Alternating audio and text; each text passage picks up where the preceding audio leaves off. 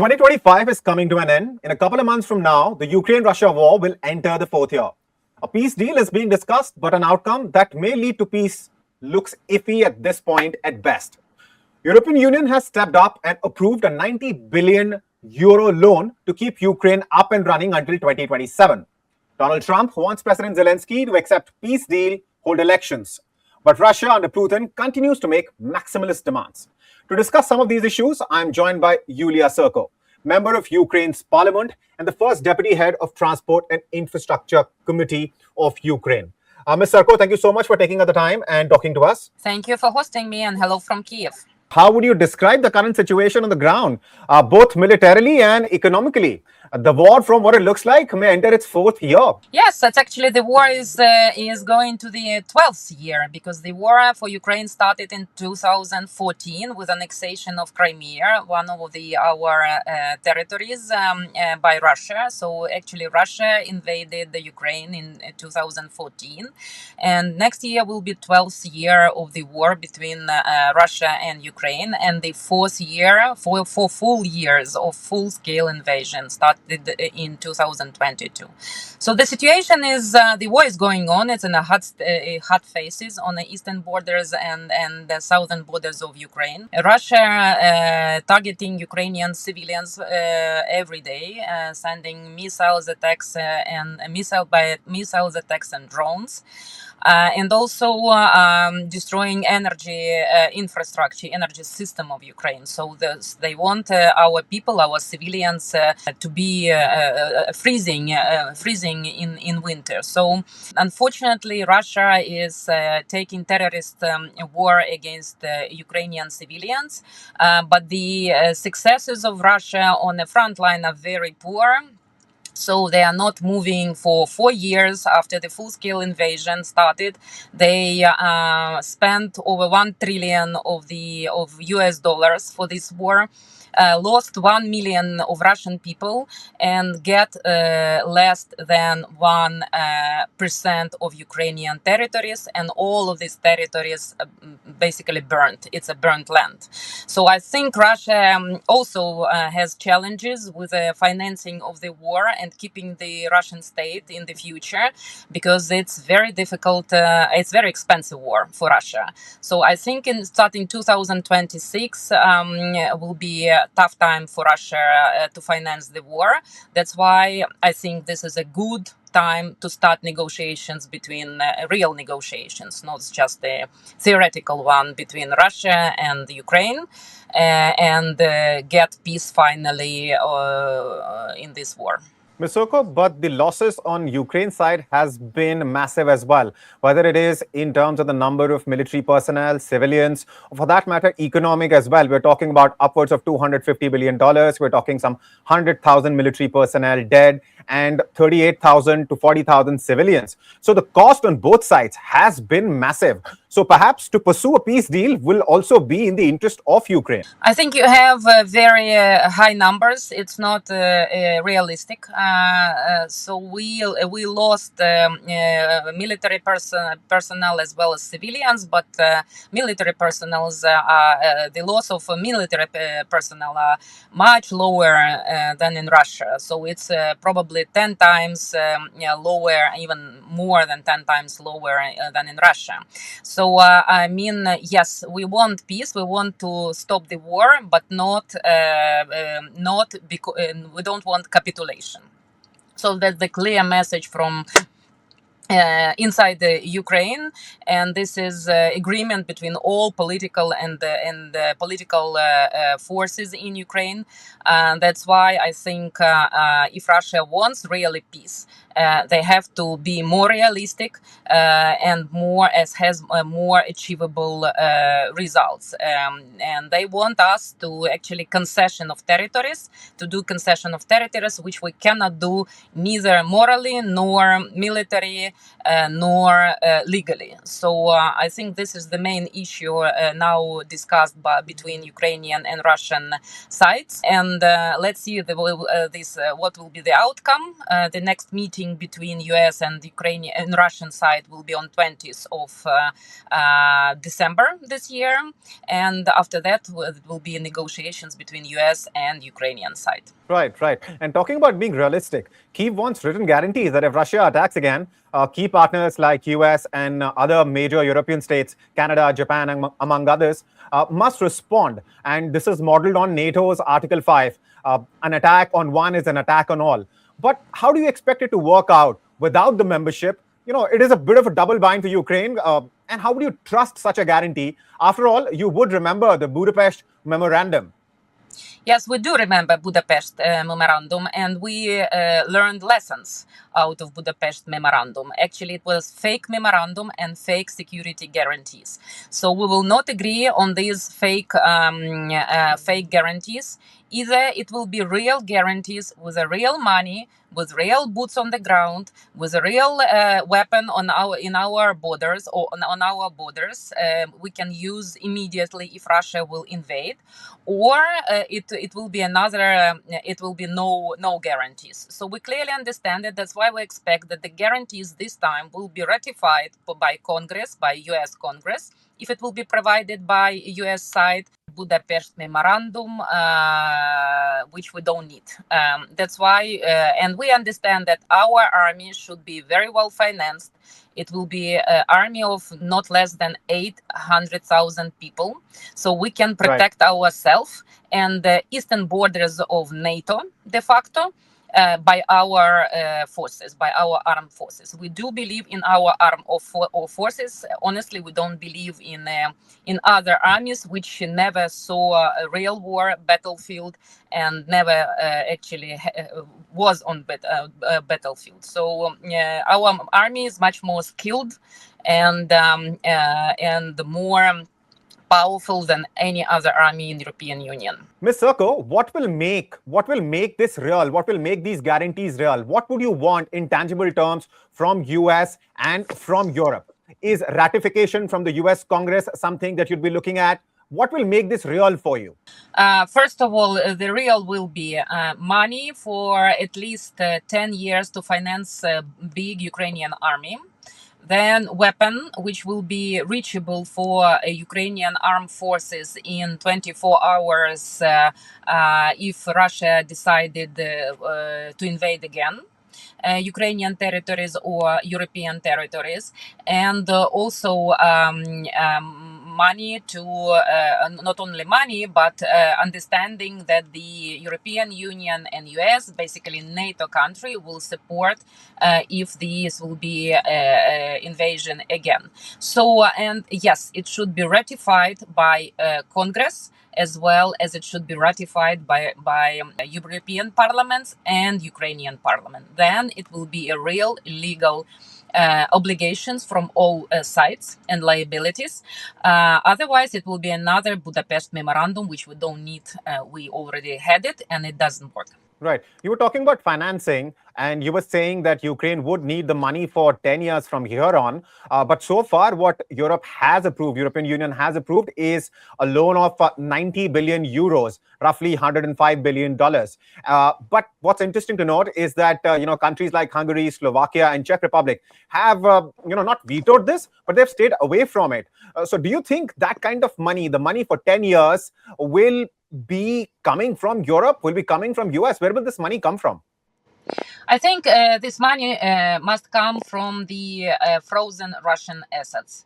It's around 300 billion of dollars located in European continent, in US, in UK, of the Russian assets and Russian money, and Russia must pay for the damage, and Russia must pay for the reconstruction of Ukraine and for the supporting of the Ukrainian state after the war. So I think this is the real chance to force Russia to pay from one side, and this is fair because they damaged our cities, they damaged civilian infrastructure, and that's why they have to pay for this. So it's fair enough to say that 300 billion should go to the Ukrainian state.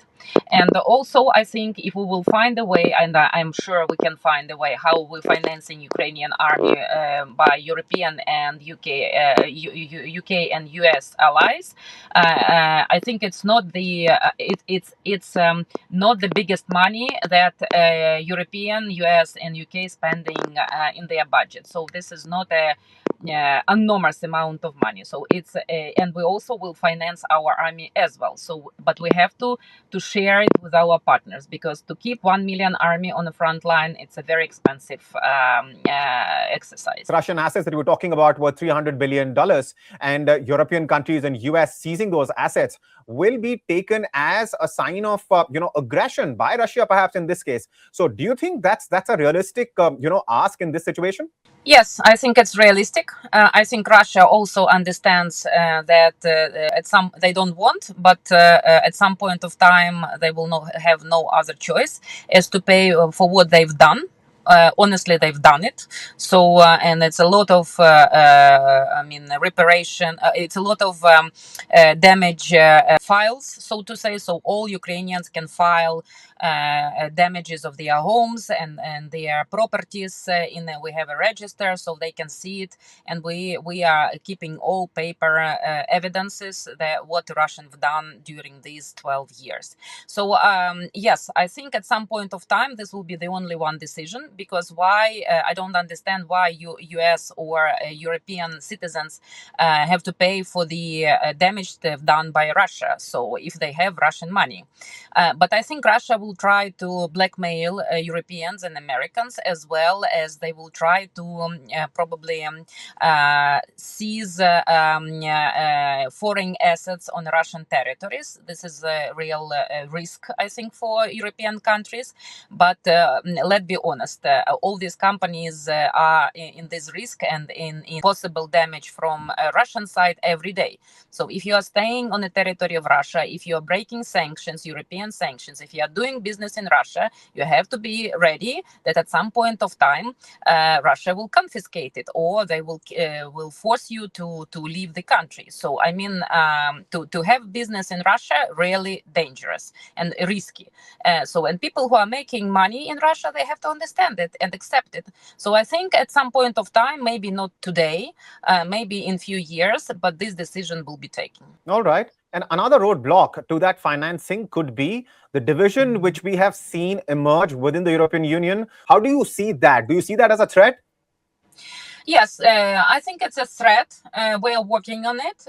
We are working with this country, but they also, I mean, yes, they probably they have some kind of liabilities with Russia. So they are how to say it, putting pressure on other European countries and actually pushing a pro-Russian agenda on European territories. But I think Europeans clearly understand why they are doing it, and also all these countries are heavily dependent on European Union financing as a European Union joint market. So these countries can say whatever they want, but when they, for example, Fico come into European Union to ask for more money for his country, or more orders, for example, for their companies located on their territories, then they have to be more pro-European than pro-Russian, because all these countries, they have more ties, more finance, more economic ties and trade with European Union than with Russia. So that's why they are putting a pro-Russian agenda, but they clearly understand that their country will not survive without European Union. So I think it's always a possibility to bring this argument to these countries and negotiate with the countries, and we're always open to talk to these countries and make our own arguments why they have to support this or that a pro-European agenda. So, and also you have to understand that elections also will be in Europe, and I'm not sure that Orban or Fico will keep their power forever. Right, right. Okay, and let's talk about Donald Trump now, because he wants President Zelensky to strike a deal with Russia, and he also wants an election to be held in Ukraine. How will Ukraine deal with those demands? Because, as you might remember, Jared Kushner and the U.S. Special Envoy Steve Witkoff were recently in Moscow earlier this month, just before President Putin's visit to India. Some of these things were discussed there. So, how do you see the demands which Donald Trump is making out of Ukraine? I think that Americans really took a Russian plan, so drafted in Russia, and brought it to the European Union as well as to Ukraine. And then lately they understand that it's not feasible and possible to implement and actually sign this peace deal with this plan. And then negotiations started. And I think even Trump understands that nobody will agree, no Europeans, no Ukrainians, on this peace plan. Now, peace plan decreased to 20 items, to 20 points, and then all these points are discussable. And I think we are moving slowly with the difficulties, but in the right direction, when the peace plan and peace deal will be acceptable for Ukraine and for Russia. And let's see what will be the outcome on negotiations on Russia's side, how they will accept this plan. But it's the most real. I would say this is the most real round of negotiations I saw for 12 years, because we had never-ending rounds of negotiations with Russia, like around 40 rounds, and it was always a dead end. Today, probably this is an opportunity and possibility to reach the deal. Okay, that's great to hear. Now, talking about Russian demands, since you were mentioning them a little while ago, let's discuss them in some detail.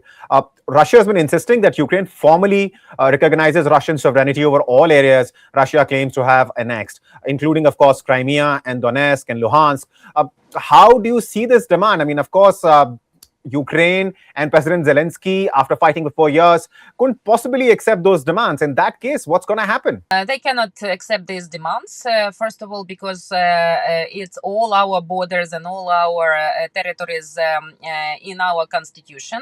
So, and you cannot change constitution by Zelensky's signature or by anybody else. Parliament of Ukraine must vote for the change of constitution 2 times and get at least 300 votes for every voting, which is impossible. So there is no intention and no possibility how the Ukrainian parliament will change constitution and change the borders of Ukraine, because this is we have sovereignty, and we are not going to decrease our territories and legalize Russian aggression. I think this will be also a very bad precedent and a Pandora box for other countries, because there are a lot of frozen conflicts in Europe, and not only in Europe, and also in Taiwan, and also, let's be honest, between India and China. You have clashes regularly, I would say.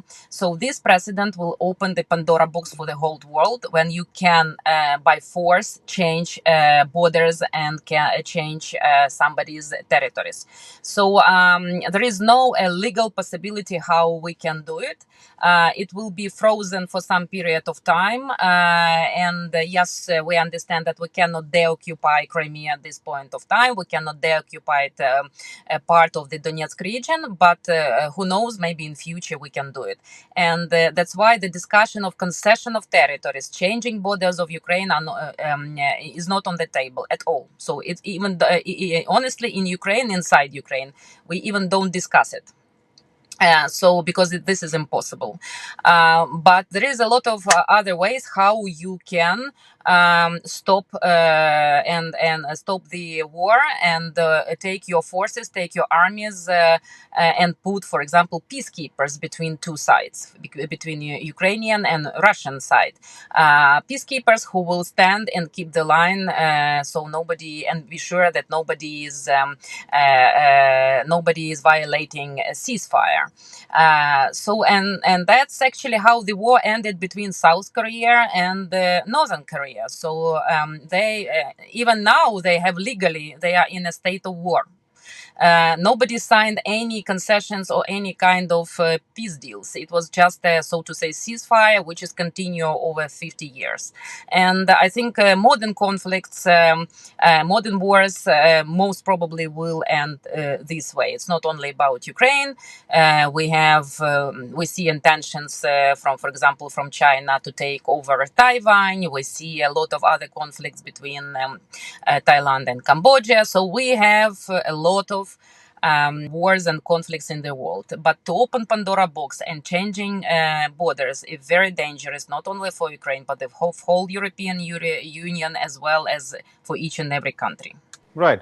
And Ms. Serko, before I let you go, one question which stems from some of the reports doing the round, and of course this is being discussed, in certain circles, that there could come a point going forward where there could be a hush-hush, agreement of sorts between Trump and Putin, that Venezuela is something that Russia would stay silent on, and Trump would, let Putin do what he has been doing in Ukraine.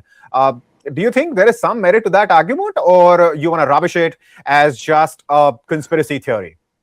I think it's more conspiracy theories. Yes, all conflicts depending on each other, but we have not only US as ally, we have European Union, Japan, South Korea, and many other countries who are helping us. So, and in general, we have to honestly to start thinking how we are living without US, all of us, including probably India as well, because US clearly stated in their national security strategy what their main priorities, and the European Union and Ukraine and other countries around us are not in these priorities.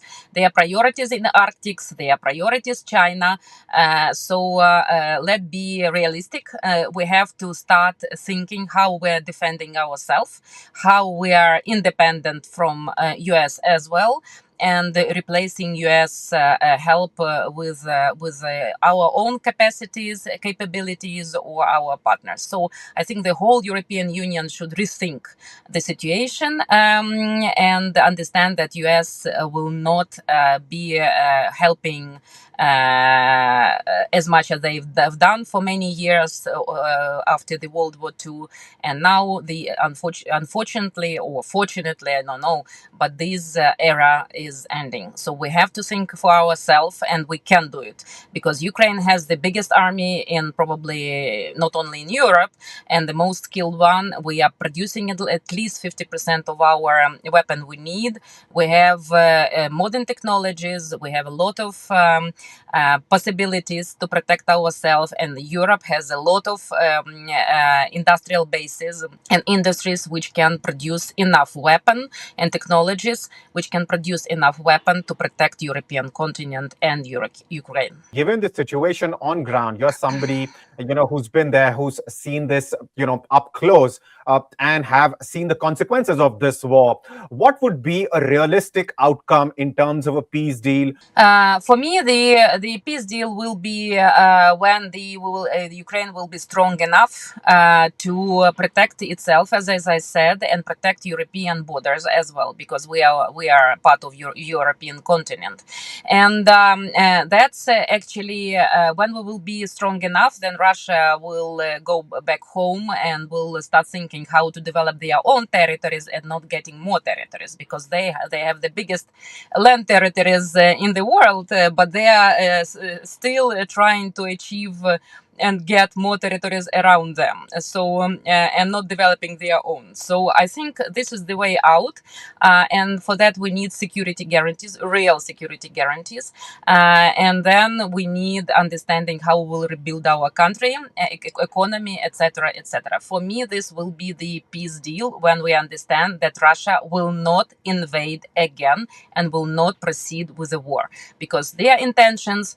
always to have another war in 2-3 years or in more years. We don't need it. We want a sustainable peace. For sustainable peace, we need sustainable and real security guarantees. All right. And Ms. Serko, before I let you go, since you're talking about the situation on ground in Ukraine, one of the things which is also causing a little bit of instability, as far as President Zelensky's government is concerned, are, of course, the anti-corruption bureau's investigation into the alleged $110 million kickback scheme.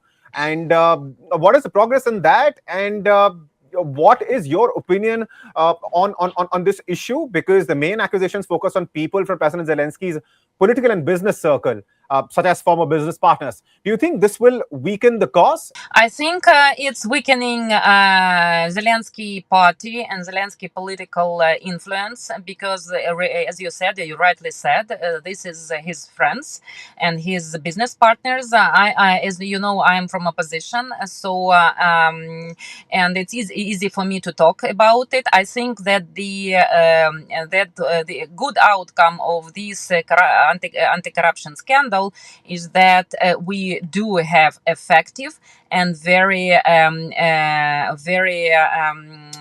independent anti-corruption bodies as NABU, SAP, etc., etc. So they reached even presidential circle administration. I don't think that in many countries you have these precedents and cases when the anti-corruption body targeting and investigating the top corruption. So unfortunately, in many countries, it's still taboo. In Ukraine, we see this is probably first precedent when the anti-corruption bodies achieved and investigate even Zelensky inner circle. So I think this is a good part. The bad part, yes, unfortunately, this scandal influenced Ukrainian image, not only Zelensky, Ukrainian image, and we have to fight and deliver the message that we are fighting against corruption. We will do this, and I hope we will achieve at some point of time no corruption, zero tolerance for corruption, and in this way we will support our country, our economy, and our also security, because corruption is unfortunately influencing our security and defense as well. And as a member of the opposition, would you like to see elections being conducted in Ukraine? I think if it's possible, physically possible, and it's secure, and the safety situation is stable and sustainable, yes, I would like to have elections, because I am 7 years. I am sitting in the parliament for 7th year, and instead of 4, and that's honestly is demotivating all of our colleagues. So you have to have fresh blood, fresh energy in political life, and I mean that's how the politics actually working.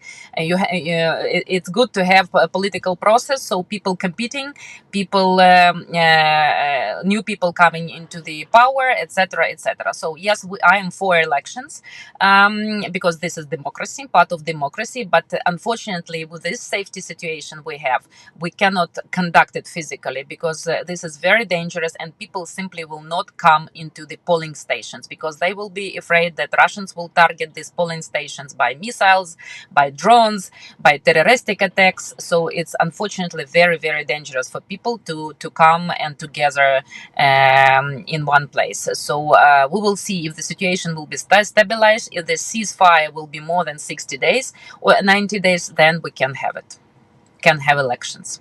Elections or not, Ms. Serko, what's refreshing to hear is that a politician is talking about the fact that she's been in her chair for longer than she was supposed to, and she would like to see, fresh energy come into the parliament and, of course, decide on what's crucial for the country.